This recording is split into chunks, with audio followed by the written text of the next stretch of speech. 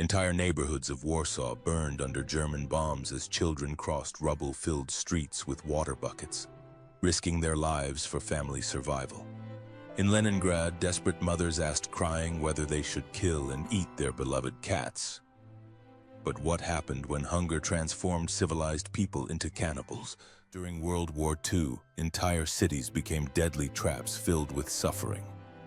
Not only soldiers suffered in them, but especially regular people living there. Surrounding cities as a war trick has been known for a very long time. From ancient times through the Middle Ages, attackers would circle around castles or protected cities and wait until the defenders ran out of supplies and gave up. But in the 1900s, this strategy took on new and even more terrifying forms. Modern big cities full of regular people were overflowing with humans, and improvements in weapons made it possible to destroy them much more effectively than ever before. The surrounded big cities of World War II became traps where suffering reached incredible intensity. At the same time, enormous mental pressure weighed down on the surrounded people. Every day they lived knowing that death could come at any time, either as a bomb or grenade or just slow starvation. Morale in cities suffering from hunger and fear dropped dangerously low, and desperation often led to actions that couldn't be imagined during peacetime. In this video, you'll learn about the extreme conditions that existed in surrounded big cities, what suffering people had to endure, and how far they were willing to go to survive. Through specific stories from Warsaw, Leningrad, Stalingrad, Budapest, and Berlin, we'll reveal what it meant to live in a city cut off from the world. In a moment, you'll understand why the surrounding of cities during World War II is talked about as hellish suffering for both civilians and soldiers. The first big taste of the cruelty of sieges was experienced by the people of Warsaw right at the beginning of the war. When Nazi Germany attacked Poland on September 1st, 1939, many people still couldn't imagine what total war meant. But Warsaw soon felt a new kind of systematic bombing and shelling of civilian neighborhoods. On the very first day of war, bombs fell on the city from German planes, and during the following weeks, the attacks got worse. The Polish army and volunteers bravely defended the city and streets filled with barriers. But the enemy gradually surrounded the big city. From the middle of September 1939, Warsaw was completely cut off from the surrounding area. The Nazi command decided to break the city's resistance with crushing force. On September 25th, the Luftwaffe carried out a carpet bombing, after which entire neighborhoods lay in ruins and uncontrolled fires burned. Thousands of innocent civilians died in it. Estimates speak of about 10,000 victims in just that single day. The bombs also knocked out the city power plant, so electricity went out in the surrounded city and radio broadcasts went silent too. The people had no information. Water didn't flow in the streets and there was nothing to put out fires with. The people suffered from thirst. The water system was destroyed and only a few hand pumps worked in the city. So people had to go to the Vistula River or to these pumps for water even during bombing. A famous photograph from surrounded Warsaw shows a little girl with a bucket carefully crossing a street full of rubble. Even children had to risk their lives to get basic needs for their families. People hid in basements and shelters while explosions thundered above them. And with each new blast, more victims were added. Warsaw's mayor Stefan Starzyński stayed in the city and gave his fellow citizens courage through his radio speeches, in which he also condemned the barbarism of the attackers. During 3 weeks of siege, Warsaw suffered enormous losses of life and cultural heritage. Historic buildings were burned to ashes, hospitals were overflowing with wounded people, and food supplies were running thin. The German army fired cannons at the city day and night. Residential neighborhoods shook to their foundations. Civilians had to drink water from the river and cook from the last supplies while dust from destroyed houses fell on them. In this video, you'll soon learn what tragic decision the Polish command had to make facing the suffering of the inhabitants. On September 28, 1939, after 20 days of heroic defense, Warsaw gave up. The Polish defenders ran out of ammunition and continuing to fight, would have meant condemning the civilian population to certain destruction. The decision to lay down weapons wasn't easy, but further resistance would have brought only greater suffering to innocent people. Even so, the siege of Warsaw claimed around 25,000 civilian lives. The streets of Poland's capital were covered with rubble and scattered with thousands of fresh graves. For the whole world, this was a chilling signal that this war would not be merciful even to cities full of families with children. Warsaw's tragic fate didn't end there, unfortunately. 5 years later, in August 1944, the people of the big city again rebelled against the Nazis in the so-called Warsaw Uprising. For more than 2 months, rebels fought with civilian support in the streets, but the Nazis bloodily crushed this brave act. Brutal revenge followed. German units murdered an estimated 150,000 inhabitants of Warsaw, and Hitler ordered the city to be systematically leveled to the ground. By the end of 1944, the Polish big city had practically stopped existing. Only ruins remained of it. Warsaw became the only major city in Europe that was destroyed twice during World War II. Warsaw had fallen, but the worst siege of the war was yet to come. In a moment, we'll travel together to the north, where a blockade of Leningrad was brewing. Even more devastating and especially much longer siege struck Leningrad during the war, today's St. Petersburg. When the Nazis attacked the Soviet Union in summer 1941, one of their goals was this second-largest Soviet city, a strategic port and symbolic stronghold of communism. Adolf Hitler decided not to conquer Leningrad with a quick attack at the cost of his own losses, but to surround it and let it starve. Hitler even made it clear that he didn't intend to accept Leningrad's surrender. The city was to be leveled to the ground, and the inhabitants were to either die or be driven out. The city was gripped by German army units from the south and Finnish from the north, so that all land connection with the outside world was cut off. In September 1941, a horrible and exhausting siege began that stretched to a truly unbelievable 872 days of literal hell. Tens of thousands of people were stuck in Leningrad, including about 400,000 children. Food supplies at the beginning of the blockade lasted only about less than a month. Soon the consequences showed up: hunger and desperation. By the end of 1941, food rations had dropped to ridiculous amounts. Workers got only 250 grams of bread per day, others even less, just 125 grams, which is a slice of bread. And even this little bread was baked from sawdust and substitutes because there was a critical shortage of flour. The extremely harsh winter of 1941-42 then turned the famine into a freezing apocalypse. Heating didn't work, water froze in pipes, electricity was out. In unheated apartments, people slept in coats and in the morning were afraid of how many neighbors had frozen to death overnight. Every day in Leningrad, thousands of people died from exhaustion. Starving inhabitants looked like living skeletons.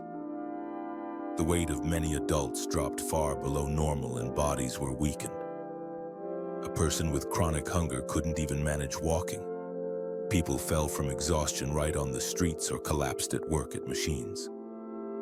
In January and February 1942, when frost and hunger reached their peak, over 200,000 inhabitants died in just these 2 months. In the first half of 1942, the number of victims of hunger and cold rose to about 540,000 people. Starving people collapsed right on the streets, and often their bodies stayed lying there because there was no strength or capacity to clear them away. Only when spring thaw came were the piles of dead cleared away. All dogs and cats disappeared from city streets. They either ran away or were eaten. Yes, desperate Leningraders ate everything that could be digested. They cooked soups from leather belts and boots. They scraped glue off wallpaper, caught pigeons. One witness to the blockade remembered that her neighbor asked her, crying, whether she should kill and eat her beloved cat, and finally did it. But these were all just desperate attempts to delay death by starvation. In this video, we'll soon reveal something that was long kept secret. The siege of Leningrad was accompanied by the dark phenomenon of cannibalism. Hunger drove some inhabitants to the most extreme thing: eating human bodies. Soviet authorities strictly punished this. Just in the first half of 1942, over 2,000 people were arrested for cannibalism. Death sentences awaited the guilty on the spot. Patrols often shot desperate people without mercy. Still, there are documented cases when desperate people cut up corpses into pieces of meat and even tried to sell them at markets as meat paste. Hunger led civilized inhabitants of a modern big city that far. A shocking testimony about the horror of the blockade is the diary of 12-year-old Tanya Savacheva. This Leningrad schoolgirl recorded in it how her family members died one after another from hunger. The last page of the diary carries a desperate record. Everyone died, only Tanya remains. Her simple diary was found after the war and became a symbol of the resistance of Leningrad children. It's displayed today in the St. Petersburg Museum of Defense and Blockade as a reminder of these tragic events. For whole months and years, Leningraders lived in endless horror. Constant and merciless German bombing and artillery shelling killed more victims. For example, during just one air raid on September 19, 1941, over 1,000 people died at the marketplace. Still, the city didn't lay down its weapons. Workers exhausted by hunger continued to make mortar shells in improvised workshops and repair tanks for the front. Inhabitants tried to maintain morale. Even in the hardest times, theaters and orchestras functioned. In August 1942, the premiere of Shostakovich's Leningrad Symphony sounded in Leningrad. A magnificent composition written as defiance against the Nazis. Musicians played it exhausted to the edge of their strength, but it gave listeners new hope. The only thin lifeline that kept Leningrad alive was the so-called Road of Life across the frozen lake Ladoga. When ice strengthened enough in winter, trucks with a little food and fuel drove across it to the surrounded city and took children and sick people away from there. Drivers risked their lives.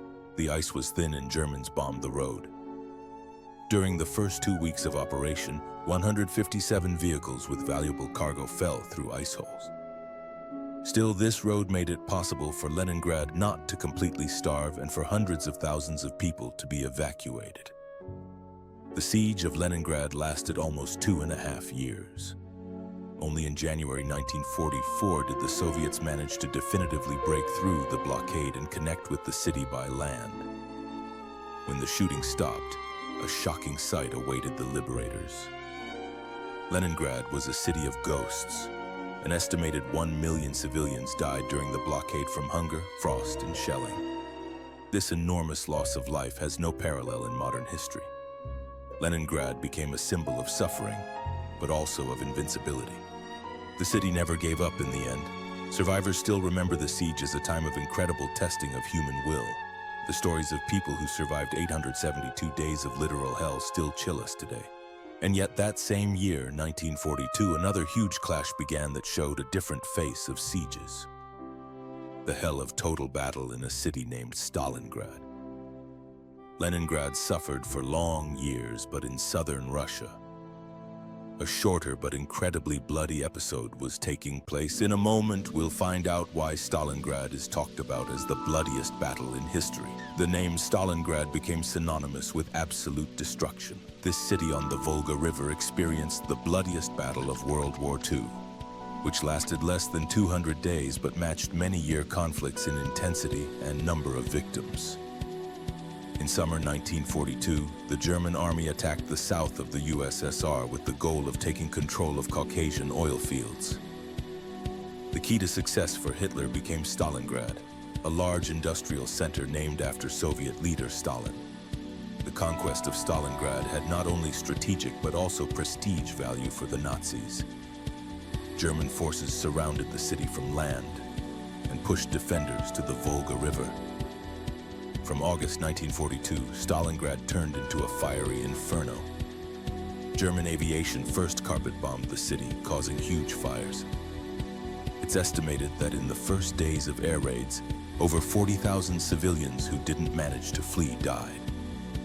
Stalin hesitated for a long time with evacuation of inhabitants. There are testimonies that speak of a strict ban on evacuation so it wouldn't undermine soldiers' morale. So tens of thousands of civilians remained trapped in Stalingrad, who then desperately tried to survive in the middle of battle. Many inhabitants hid in basements of destroyed houses, in sewers, or in makeshift bunkers dug in rubble. The city turned into an endless sea of ruins, and exactly those ruins became the battlefield. Walls of collapsed houses served as shields, basements as trenches. They fought for every street, for every house, often literally for every staircase or room. Pavlov's house became legendary, an ordinary apartment building that a small group of Soviet soldiers managed to defend against the enemy for 2 months, even though battle raged around it. Inhuman conditions prevailed in Stalingrad. Dust, smoke, and the smell of burning were everywhere. Dead bodies often couldn't be buried in time, so they decomposed right where they fell. Soldiers and civilians suffered from thirst, because it was a problem to find safe water in the ruins. Every day represented a fight for bare survival. Soviet General Vasily Chuikov, who led the city's defense, remembered that defenders' nerves were stretched to the breaking point. Death lurked at every step. Behind every corner could be a sniper or grenade. German units controlled most of the ruins, but the Soviets stubbornly held on to a small strip by the Volga shore. Hitler's army, despite terrible losses, couldn't reach the river. Stalingrad still resisted with part of its territory. Then came the turning point. In November 1942, the Red Army launched a massive counterattack, Operation Uranus, and surprisingly surrounded the entire German 6th Army inside destroyed Stalingrad. Roles were reversed. Attackers became the besieged. In the freezing winter, around 300,000 German and Allied soldiers got stuck in Stalingrad. German aviation couldn't ensure enough supplies. The army needed about 800 tons of food and ammunition daily, but barely around 100 tons were delivered daily. Hitler approved an airlift with 500 tons of supplies daily. However, weather and Soviet fighters made it possible to transport barely half. Inside the destroyed city, the German army began to slowly starve. Christmas 1942 was spent by German soldiers under siege. Field kitchens served modest portions of horse meat with cabbage as a holiday feast. That ended the abundant times and the lean ones began. A few days later, the daily bread ration was 50 grams per man. Soldiers ate everything they found, horses, stray dogs, even grass and leather parts of equipment, and still died from exhaustion and malnutrition. Extreme cases of cannibalism appeared. One Russian woman who survived the battle testified, "Until it froze, both Russian women and Germans went out and cut meat from corpses." This terrible sentence needs no comment. It illustrates the desperation of both sides in the Stalingrad cauldron. In January 1943, the situation of surrounded German forces became hopeless. Hospitals were overflowing with wounded and frostbitten. Ammunition was running out and soldiers' lives were extinguished by thousands due to hunger, typhus, and dysentery. The commander of the German 6th Army, General Paulus, asked Hitler for permission to surrender to save the remnants of his men. But Hitler's leadership ordered fighting to the last bullet and declared Stalingrad a fortress. This fanatical strategy only prolonged the agony. When finally on February 2, 1943, the remnants of German forces surrendered, only about 90,000 soldiers survived, a third of the original number. Most faced captivity and many of them never returned home. The Battle of Stalingrad claimed an enormous number of lives. About 1,100,000 Soviet soldiers and civilians died here, and an estimated 800,000 Axis soldiers, Germans and their allies. The city itself stopped existing. Practically only ruins remained of Stalingrad. Still, a turning point in the war was born from the rubble. Stalingrad meant the beginning of Nazi retreat. From the perspective of suffering, however, Stalingrad represents an extreme case, a combination of siege and total battle where human life had no value. Inhabitants who survived could be counted only in thousands. Mostly these were women and children hiding in basements because the male population fell in battle or was taken away for forced labor. Stalingrad showed the world the cruelty of war in its full nakedness. No one was spared. Civilians as well as soldiers experienced hell. After Stalingrad, the initiative in war turned and Nazis began retreating. But this didn't mean the end of sieges. The horror of surrounded cities soon struck inhabitants of Central Europe too. After Stalingrad, the cards of war turned, but city sieges continued. From the Eastern Front, the cruel reality of sieges soon moved to Central Europe too. In a moment, we'll look together at besieged Budapest. At the end of the war, the horrors of siege didn't avoid Central Europe either. At the end of 1944, the Red Army reached Budapest, the capital of Hungary, which was an ally of the Nazis. Hitler declared Budapest a fortress and ordered it defended to the last man. In December 1944, the Soviets surrounded the city and 50 days of suffering began for soldiers and civilians trapped inside. Budapest had around 1 million inhabitants before the war, but tens of thousands of them fled before the encirclement closed. Those who stayed, hundreds of thousands of civilians, faced terrible conditions. Food and electricity supply collapsed. People survived in makeshift shelters in basements of apartment buildings or in extensive underground catacombs beneath the city. Every day, thousands of shells and bombs from both sides of the front fell on Budapest. Soviets shelled the city from outside. German and Hungarian units defended from ruins inside. The city soon turned into rubble, similar to Stalingrad. Starving civilians drank water from the Danube and ate whatever was found. People tried to get food in every way possible. Supplies from broken shops were long taken, so they tried to trade valuables for food or went begging to soldiers' field kitchens if possible. Many men hid so they wouldn't be forcibly taken to the front. So often women and children had to risk going for food. In a moment, you'll hear one shocking story. One Budapest family told how they saw a skinny horse on the street that was about to fall, and the father sent the mother to kill the animal. Take the axe and hit that horse between the eyes. At first, the woman couldn't do it. Fortunately, an older gentleman helped her and they had meat. Such drastic solution finally provided the family with food for several days. The situation of civilians was worsened by terror unleashed by Arrow Cross members, Hungarian fascists inside the city. Mass executions of Jews took place in the streets. Sadly famous is the massacre where Hungarian Nazis tied up groups of Jewish inhabitants and shot them on the Danube embankment so bodies would fall right into the river. Thousands of people found death in the icy water. This Danube massacre is one of the darkest chapters of Budapest's siege and shows that cruelty came from defenders too, not just attackers. Budapest fell on February 13, 1945, after the last German and Hungarian soldiers exhausted defense possibilities. When Soviet forces entered the city ruins, many surviving civilians welcomed them as liberators. Joy was soon replaced by horror, though. Brutal reckoning began. Some of the Soviet victors committed violence against civilians as revenge for suffering caused by Nazis. In Budapest and surroundings, mass rape of women occurred regardless of age. Many families thus experienced another tragedy after surviving the siege.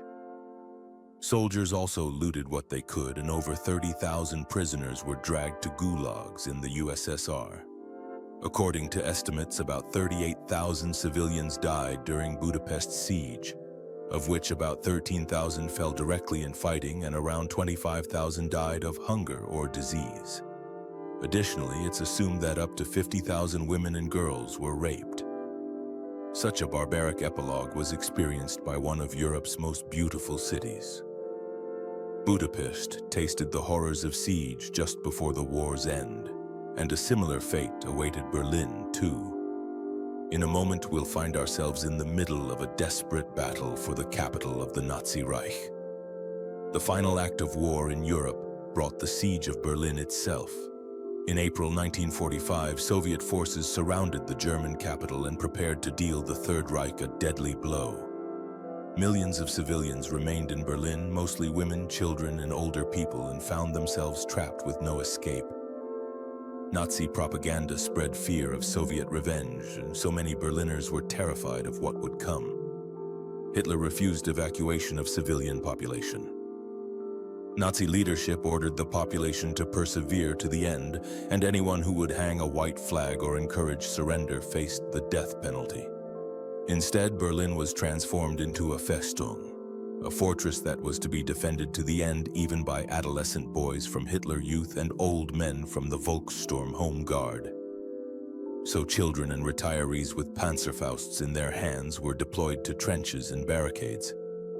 The Soviets unleashed devastating shelling. Around Berlin, they placed thousands of cannons that daily spewed shells at the city. In a few days, an estimated more than 1 million artillery shells fell on the city, turning entire blocks of houses into fiery inferno. Entire building blocks were leveled to the ground. In the middle of this apocalypse, civilians huddled in basements and bunkers. Every trip out for food or water could be the last. Shooting went on in streets and shrapnel flew. Food supply collapsed. People ate remnants from warehouses and what they found in abandoned shops. In hospitals, medicine and bandages ran out and the wounded died in pain. In this video, you'll also learn about a desperate step by German leadership. On May 2nd, in the last hours of fighting, SS units blew up water canal dams, leading to flooding of Berlin metro tunnels. The goal was to slow Soviet advance, but in the flooded underground, hundreds to thousands of civilians found death, including wounded soldiers in makeshift hospitals. This act was actually the last cruel crime of the Nazi regime committed directly against their own people. Berlin's streets turned into scenes of chaos and despair. Many civilians chose suicide from fear or hopelessness.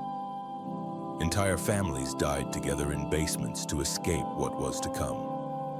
On April 30th, Adolf Hitler committed suicide in a bunker under the Chancellery, but fighting continued. When finally on May 2nd, 1945, the last units defending the city center surrendered, surviving inhabitants came out of basements into a city they didn't recognize. Berlin was a pile of smoking rubble in which almost not a single undamaged building remained. Estimates of civilian casualties in Berlin vary. They speak of 20,000 to 50,000, but some sources mention around 100,000 killed inhabitants. Tens of thousands of women then met a similar fate as in Budapest. In the chaos of post-war days, mass rape occurred by some members of victorious armies. Despite efforts by Soviet command to completely prevent this, violence wasn't avoided, and it still belongs to painful chapters of German memory. World War II thus ended with the image of a besieged city in ruins with starved and traumatized inhabitants. These final scenes from Berlin symbolically closed 6 years of conflict during which cities became battlefields and their inhabitants became hostages of war. Even outside Europe, cities weren't spared. For example, Philippine Manila became the scene of a month-long massacre in February 1945, during which around 100,000 civilians died. The Japanese garrison murdered inhabitants, and American artillery turned a significant part of the city into rubble.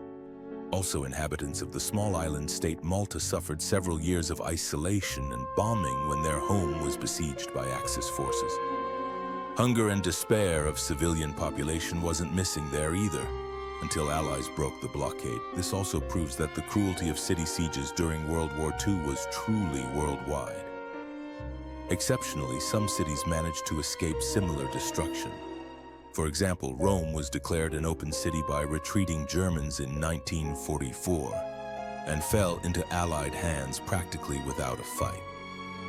Or Paris was liberated relatively undamaged thanks to quick uprising and capitulation of occupiers. In the vast majority of cases, however, in World War II, it was true that large cities became priority targets of destructive force of warring sides, regardless of civilian casualties. After the war, international community agreed that starving civilian population must never again be used as a weapon. Modern war law, therefore, considers deliberate starvation of people a war crime. In efforts to protect defenseless population, so-called humanitarian corridors are established in modern conflicts to enable evacuation of civilians or import of food to besieged zones. Unfortunately, as even the newest wars show, these noble efforts aren't always respected, and civilians still often suffer similarly to their predecessors during World War II. Stories of besieged cities still remind us today of how enormous suffering falls on civilians in wars. Although these events were incredibly cruel, they brought lessons to the world too. In this video, we've shown parallels between World War II and later conflicts.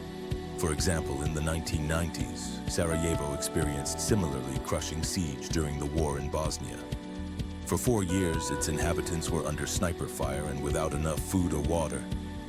People died there too from hunger and grenade hits on the street, similarly as once in Leningrad or Stalingrad.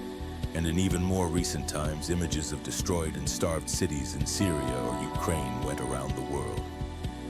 Proof that suffering of besieged cities isn't just history, but every besieged city also has its story of heroism and human resilience.